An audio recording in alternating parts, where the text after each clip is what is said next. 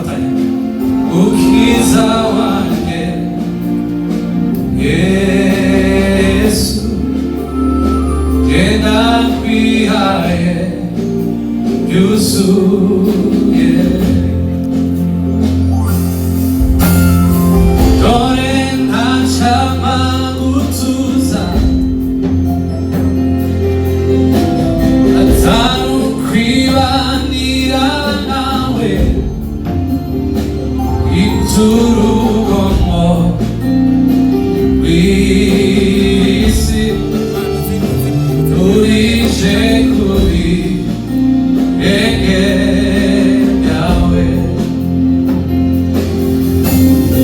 Je mu bihe byo gusenga umutima uragushaka, Mukiza wanjye Yesu, genda kwihaye byuzuye. Dore ntacama gutuza atari ukwibanira nawe izurugomo w'isi urije kubi ege yawe. Je mu bihe byo gusenga, je mu bihe byo gusenga umutima uragushaka, umutima uragushaka, Mukiza wanjye Yesu, genda kwihaye byuzuye. Ntacama gutuza, dore ntacama gutuza atari ukwibanira nawe, atari ukwibanira nawe izurugomo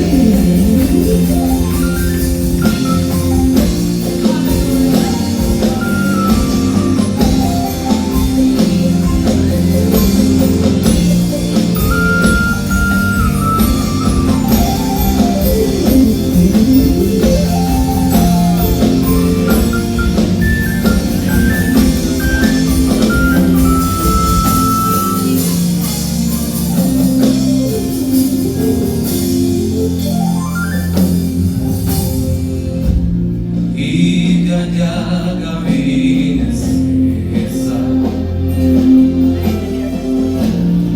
oya nesi nk'ibishaka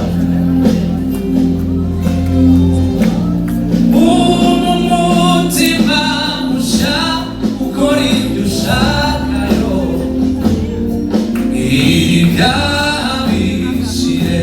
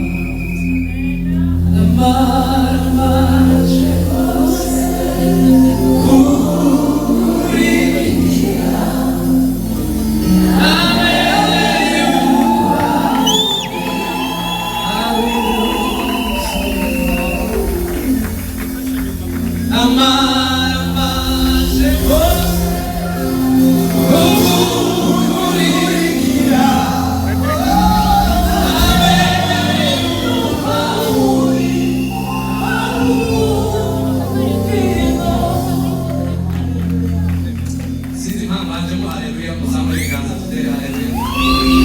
Haleluya, haleluya. Zabura kandi haleluya. Zabura kandi haleluya. Amen.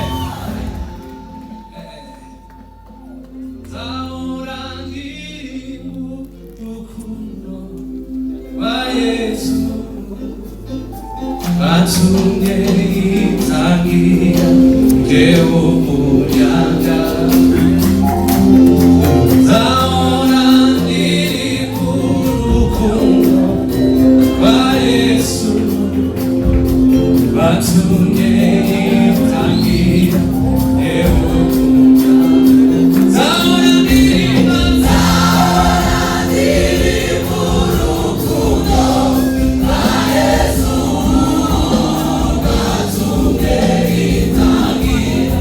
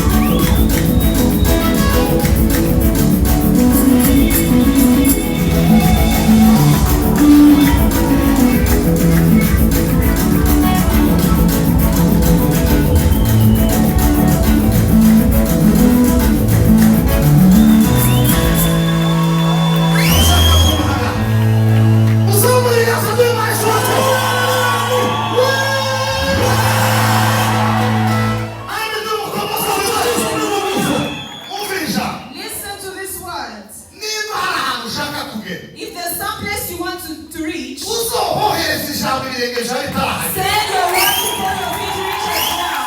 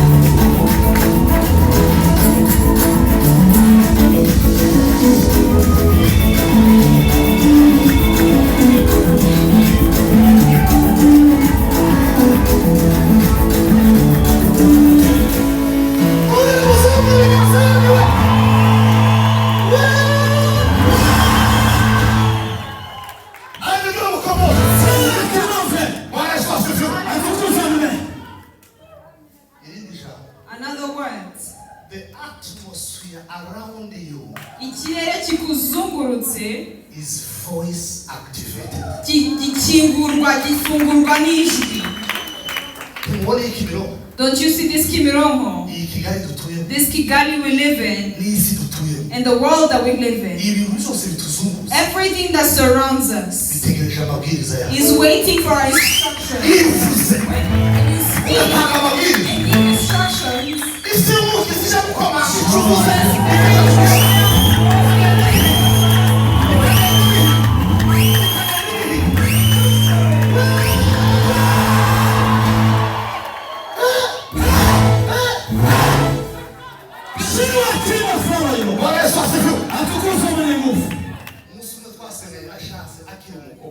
One day we prayed with her when she was still a lady. ariko ari mu bakobwa ngira ngo barenze abahungu benshi ari mu bantu barenze abahungu Imana iravuga ngo uzoshaka dore nguye uzoshaka umugabo mu muzoza musohorana indirimbo God said you will marry a man with whom you mu make muzoza music. musohorana indirimbo You will make music together. iryo jambo twavuze ryaragiye rigenda rikomanga Kigali keretesheve ihuka igikondo muri Afurika risanga iyo bene aherereye riramuza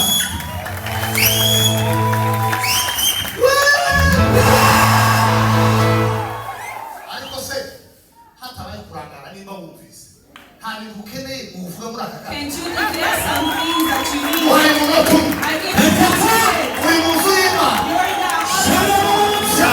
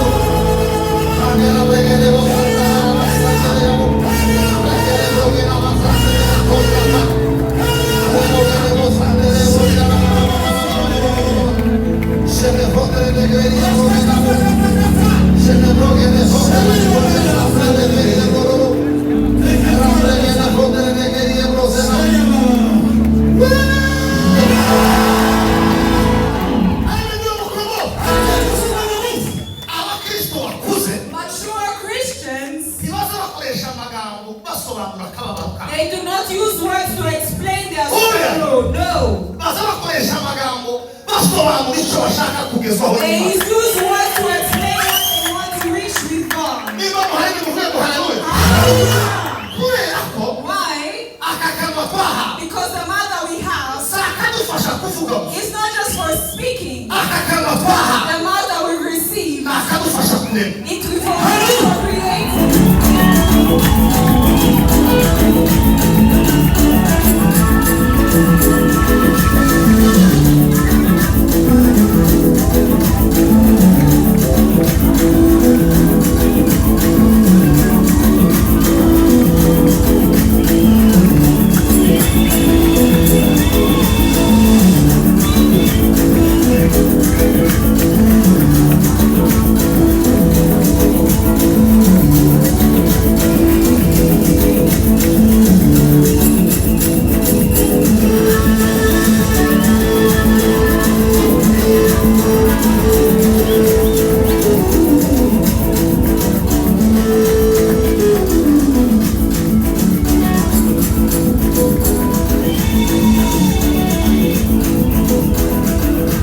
banjwe. And those children that were spoiled, the Lord, they were spoiled. You know why?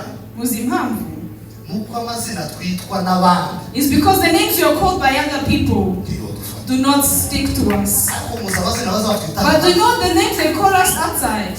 Iyo amazina twitwa hano hanze aja kudufata. If these names were to stick to us, Tuba dufite amahembe. we would have horns. Ariko impamvu ntayo dufite. But the reason we don't have them Nuko amazina twitwa n'abantu ntayo. is because those names do not stick to us. Ariko ndashaka kubwishura iki. But I want to assure you one thing. Amazina wiyise That yo. all the names that you call yourself, Azakuva. they will stick to you.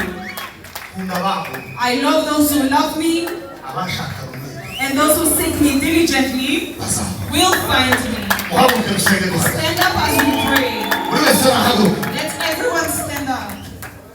Ugiye kwiyaturaho amagambo. You're going to declare words over Uri mu yourself nzu y'Imana. as you're in the house of God. Bwana Yesu asifiwe. Hallelujah. Ariko ugiye kubanza uhotora isi. Hari imigisha yacu isi ifite.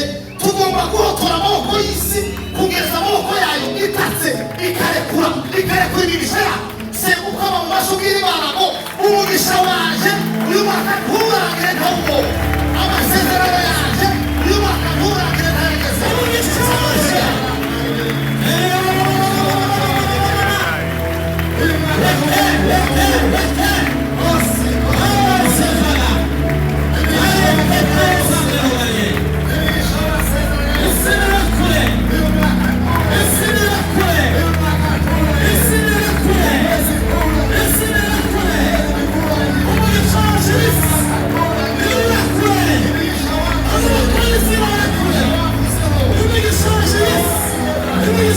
Yes!